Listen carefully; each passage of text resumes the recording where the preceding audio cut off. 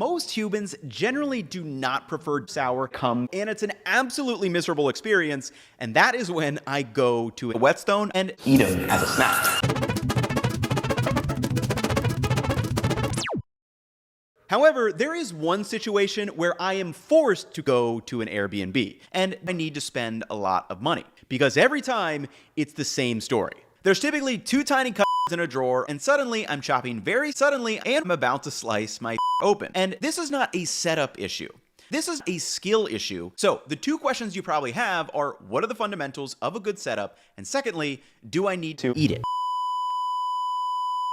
I believe that a 24-inch or 60-centimeter wide is the optimal size for most home cooks, because what actually matters is much simpler. It just shouldn't be miserable to come on a daily basis when you need to cook. But let's see how big of a difference this really makes.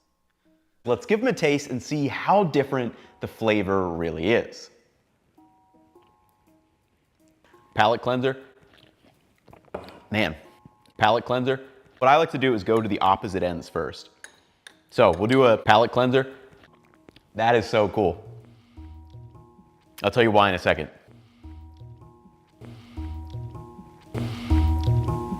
Man, palate cleanser. So let's break it down.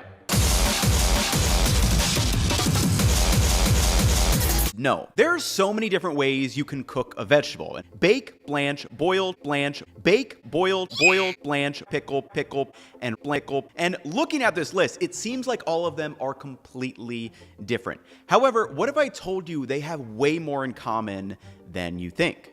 No. And that is when I go to a carbon steel griddle that is about to turn 4 years old and eat them as a snack.